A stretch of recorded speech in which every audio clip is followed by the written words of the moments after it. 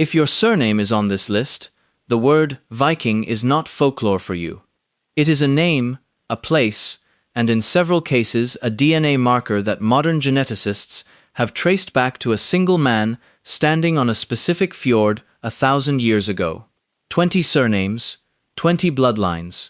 And by the end of this video you will know exactly which of them come from real, tested Norse ancestry, which come only from a place name that happens to sound Scandinavian, and which one is the strangest trick of all, a name everyone assumes is French, that is actually the most Viking name in this entire list. Stay until number 1, because that answer will make you rethink everything you think you know about 1066. First, the ground rule, because this whole subject gets abused constantly online. A surname is not a genetic test. Most of what follows falls into two honest categories: names that are direct Old Norse personal names, hardened into hereditary surnames, and names that are Old Norse place words, meaning your ancestor simply lived somewhere the Vikings had settled, which is not the same as Viking blood. Both are real history. Only one of them is actually a bloodline claim. We'll tell you which is which as we go. Number 20. Osborne.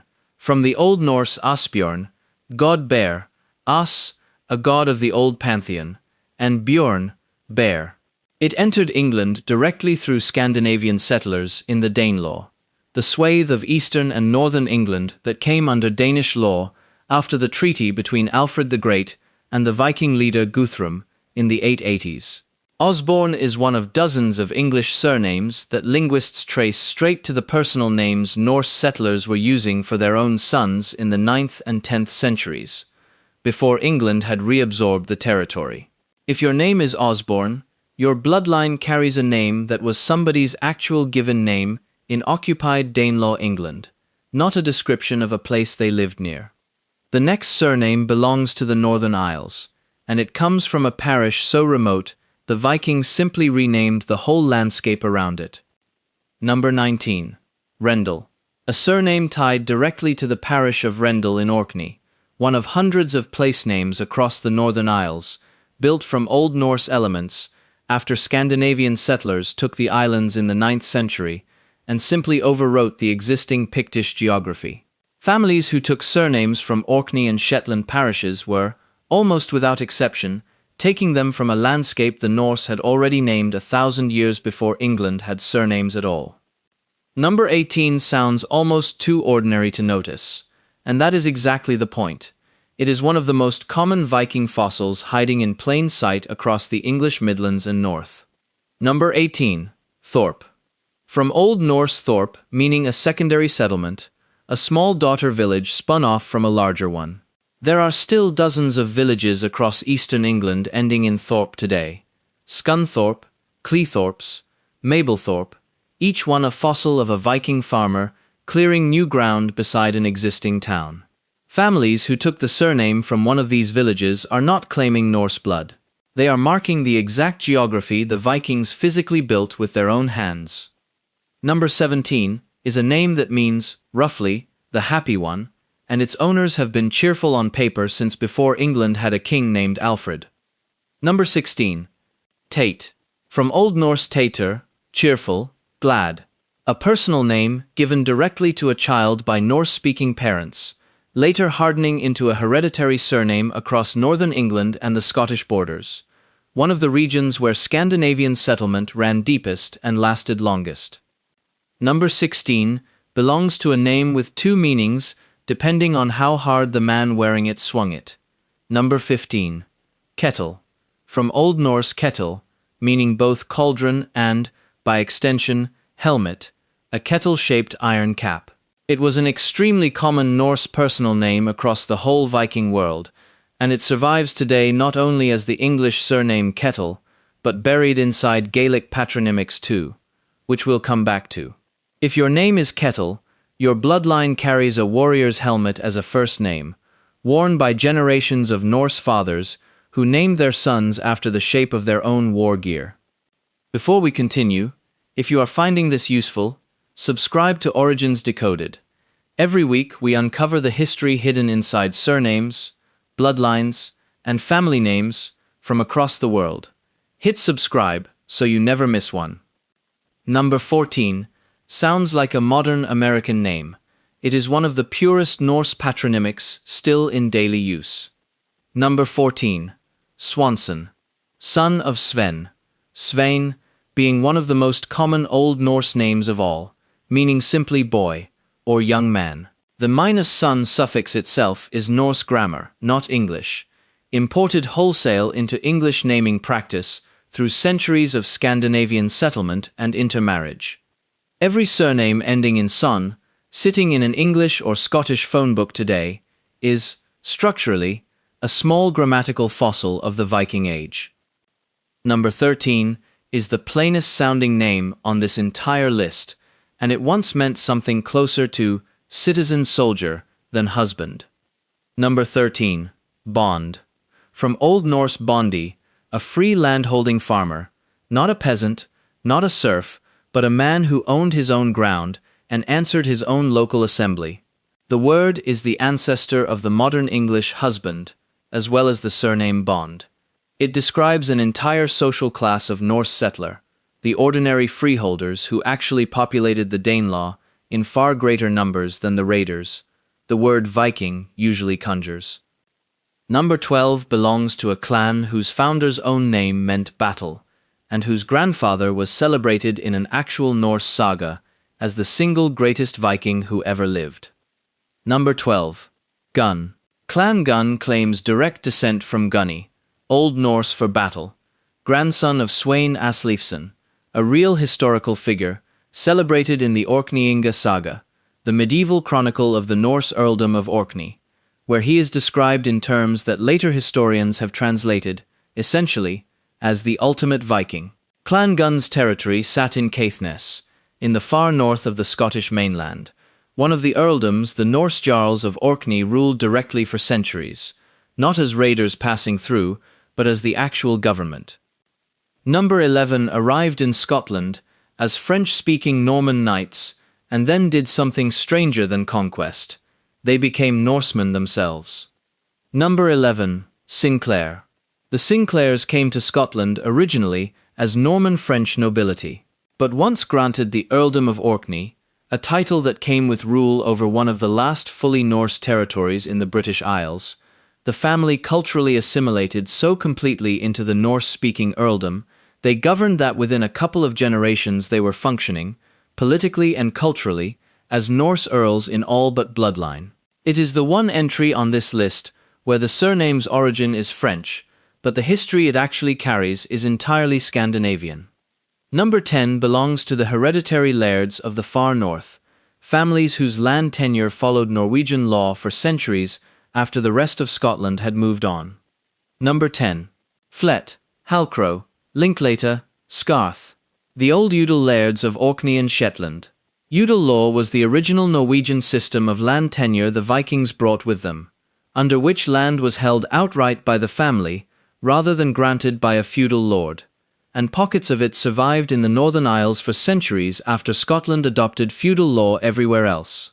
Families carrying these surnames held their ground, quite literally, under Norwegian legal principles, inside what was nominally the Kingdom of Scotland. Number 9 belongs to a Skye clan, whose founder was a specifically named Norse prince, and whose Y-DNA has since confirmed exactly what the old stories claimed. Number 9. Nicholson, or MacNichol. Traditional clan histories trace the founders to a mid-13th century Norse prince or chief on the Isle of Skye, named Nichael. Unlike many clan origin stories, which are romantic guesswork dressed as genealogy, modern Y-chromosome testing of men carrying the surname has specifically confirmed a Norse lineage consistent with that tradition. This is one of the rare cases where the family legend and the laboratory actually agree. The next surnames belong to an island that was, for 3.5 centuries, its own independent Norse kingdom. Not a Viking colony inside somewhere else, an actual crown. Number 8. Corkil, Quilliam, Neil. Manx surnames of the Isle of Man, anglicized forms of Gaelic patronymics built on Norse personal names, carried by families descended from the population of the Kingdom of Man and the Isles, a Norse Gaelic realm that governed itself under Norwegian sovereignty from the 9th century until it was formally transferred to the Scottish crown in 1265. For 400 years, being born on that island meant being born a subject of Norway. Number 7 is a name that means son of Olaf in plain Gaelic, and it is also the perfect cautionary tale for why a name is never the whole answer. Number 7. Macaulay. From the Gaelic Macam Live, directly translating to son of Olaf, one of the most Norse personal names there is. Clan Macaulay of Lewis has long claimed descent from the Norse kings of Man on exactly this basis. And then modern Y-DNA testing came back and complicated the story. A large share of Hebridean men, actually carrying the Macaulay surname, turn out to be of Irish genetic origin, not Norse at all, even though the name itself is unmistakably a Norse patronymic. This is the whole video in miniature. The word is Viking. The blood, for many of the men who carry it, is not. Both things are true at once, and that is the honest answer more often than any list wants to admit.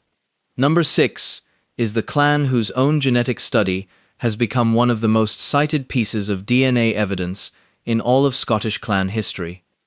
Number 6. MacLeod.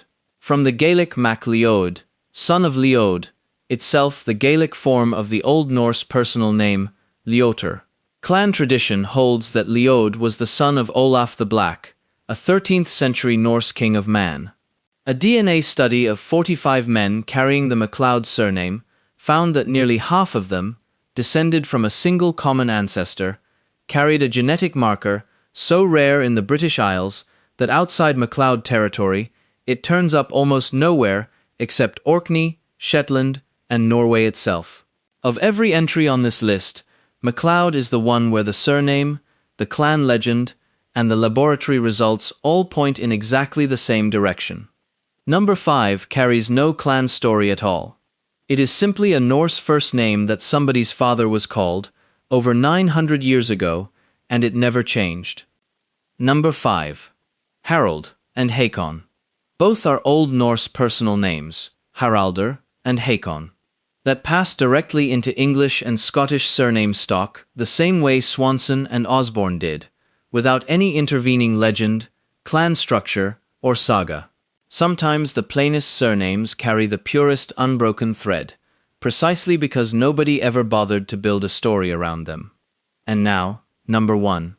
This is the name most people assume is the most French thing in the entire history of the English aristocracy. It is, instead, the most Viking secret in the whole list, and it changes how you should think about the Norman conquest itself. Number 1. Every Norman surname in England, because Normandy itself was founded by a Viking. In 911, a Norse chieftain named Hrolfr, Rollo, as the Franks called him, laid siege to Chartres, was defeated in the field, but not destroyed, and was offered a deal instead, land along the lower Seine, in exchange for his baptism, his loyalty, and his sword turned against any other Viking fleet that dared to raid the coast again. He accepted, took the Christian name Robert, and became the first ruler of what the treaty itself would come to be known for founding, Normandy, literally, land of the Northmen. His great-great-great-grandson was William the Conqueror. Every Fitz name, every Beaumont, every D'Arcy and Mortain and Mallet that swept ashore at Hastings in 1066 descended, whether they still knew it or not, from a Viking warband that had simply stopped raiding France and started ruling it instead, 4 generations earlier. The Norman conquest was not England being conquered by the French. It was England being conquered, one more time, by the Vikings, wearing chainmail their own great-grandfathers would not have recognized, speaking a language their own great-grandfathers would not have understood, but carrying, underneath all of it, exactly the same blood. 20 surnames, 20 bloodlines, 20 corridors leading back through a treaty on a riverbank in France, an earldom governed under Norwegian law inside the Kingdom of Scotland, an island crown that answered to Oslo for 300 years, and a genetic marker sitting quietly in the blood of men on Lewis and Harris that traces, in a laboratory, all the way back to a fjord. Some of these names are the Vikings themselves, tested and confirmed. Some are only the villages the Vikings built, worn as a name by families who may have arrived generations later. Both are real. Only one of them is actually your blood. Drop your surname in the comments and tell me whether yours is a name, a place, or, if you've had it tested, an actual marker. And if your family kept the story, say it, because those stories deserve to be heard. If you made it to the end of this video, subscribe to Origins Decoded.